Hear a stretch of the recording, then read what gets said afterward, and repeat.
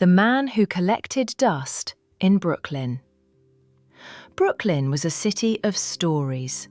Not the loud, bustling Brooklyn that tourists photographed, but the quiet, almost forgotten streets, brownstone houses with peeling paint, and alleys where sunlight only occasionally dared to enter.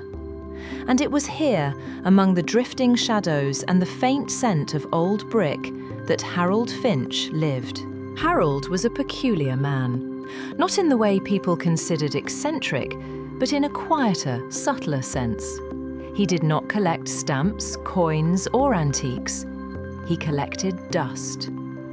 Tiny, delicate particles that the world overlooked, each one a fragment of time, a memory of a place. And in Harold's eyes, each speck of dust had a story to tell. His apartment was modest, a third-floor walk-up overlooking a narrow street where the footsteps of passers-by echoed faintly. Shelves lined every wall, stacked not only with books, but with hundreds of glass jars, each filled with carefully gathered dust.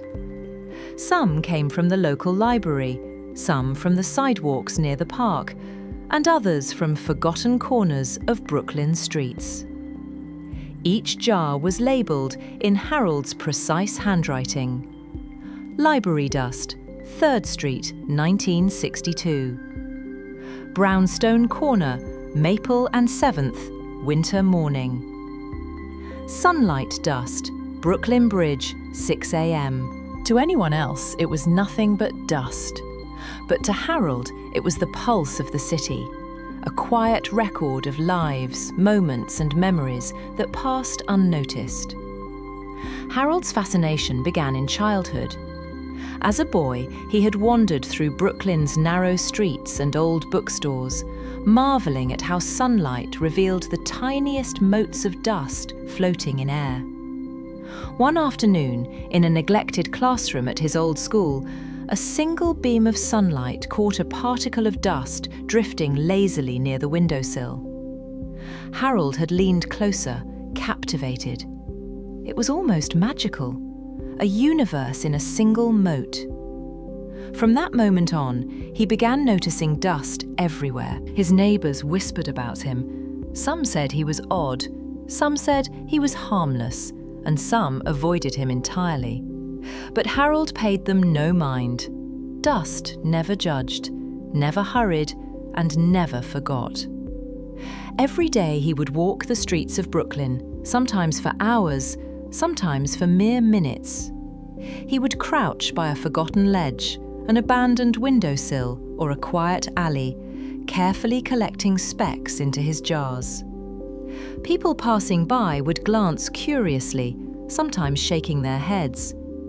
"There goes the man who collects dust," they'd murmur. Harold would smile faintly, but he didn't need their approval. The dust was patient. The dust waited. On a cold winter morning, as snow lightly blanketed the streets, Harold noticed something different. At the corner of a narrow alley he had never visited before, a fine silvery dust shimmered in the early sunlight. It glimmered unlike anything he had ever collected. He leaned closer, squinting at the tiny motes dancing in the air. "This is unusual. Very unusual," he whispered. Curiosity, quiet but insistent, led him to follow the trail of shimmering dust through the alley. It wound past old brick walls, the remnants of shops long closed, and ended at a hidden door, almost invisible, tucked beneath a fire escape. Harold examined the dust again. It seemed to beckon him forward. Inside, he discovered a small room filled with forgotten artifacts. Old manuscripts, delicate letters yellowed with age, and books whose titles had faded into illegibility. Each item seemed to hum with memory. And here, amid the dust and shadows, Harold felt a strange kinship. The stories of Brooklyn's past had been waiting for someone who could truly see them, someone patient enough to listen. Days turned into weeks. Harold's walks through Brooklyn became explorations of hidden histories. He visited old libraries, abandoned cafes, and even the dusty corners of museums, collecting not only dust, but fragments of forgotten stories.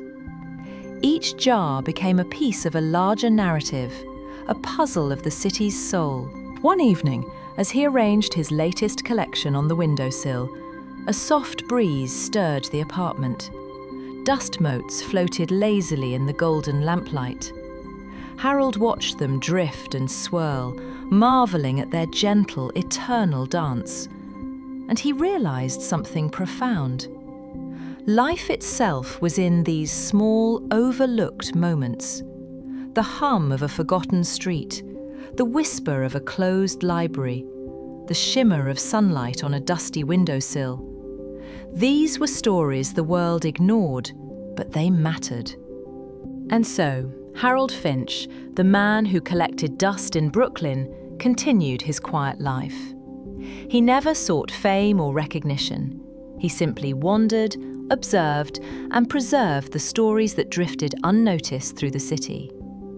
And in doing so, he reminded anyone who cared to notice that even the smallest, most mundane things, dust, a quiet street, a forgotten book, could hold the weight of entire lifetimes. The city moved on around him, loud, impatient, and bustling. But Harold's world was different. It was slow, it was gentle, it was timeless. And in the end, perhaps that was the most important story of all.